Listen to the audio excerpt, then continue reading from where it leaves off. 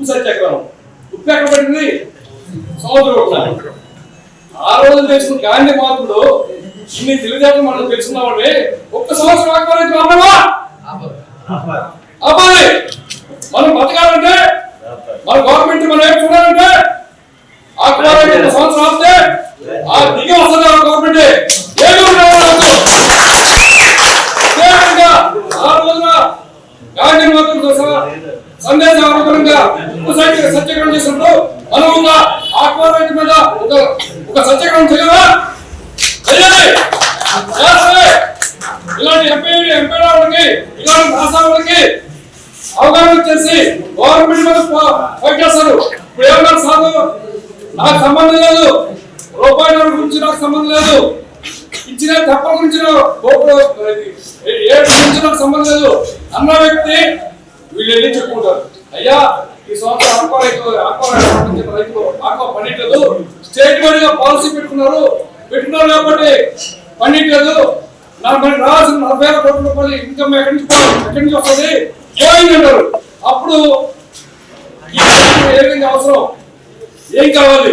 Correct subsidy కావాలి, అలాగనే కావాల్సిన ఐటమ్స్ పరికరాలు రేట్స్ సబ్సిడీ కావాలి అనే ఆలోచనతోటి ఆ గవర్నమెంట్ ఏ గవర్నమెంట్ వస్తుంది దిగి ఆ రైతు దగ్గర వస్తుంది. కానీ మనం చేసేదే ఉంది పక్కడు పోయినా పర్లేదు, ఈ పక్కన పక్కన పోయిన వల్ల కానీ మనం బతకాలి. You told that is also correct. Now CA is more powerful and each and every product we are going and checking for CA registration or not. Sir, you can believe in this year, since 2024 from April to today is November going to end. Already I have went 2 hatcheries and 20 processing units.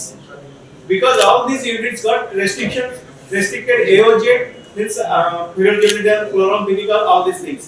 Actually, sir, frankly speaking, farmers are never using. Means once they are getting awareness, they are not using. But the thing is that some technicians are coming to market, some companies are coming to market. Say I am an established company, I am not doing anything. But a new company, when he is coming, he has to establish himself. How he will establish? Say they are going to some areas and give some tips. Okay, sir, you use our product. It is not CA registered. It's because I am a new company. And sometimes also farmers are going. आपके इसका सारा idea actual గా 20 antibiotics ఏదైతే ఉన్నాయో అవి aquaculture లో వాడటానికి కాదు. యాక్చువల్ అవి మనుషులకి మనం వ్యాధులు వచ్చినప్పుడు వాటిని యూజ్ చేయడం కోసం వెటర్నరీలో కానీ మన మనుషులు కానీ జంతువులు కానీ వాడే మెడిసిన్స్ అన్నమాట.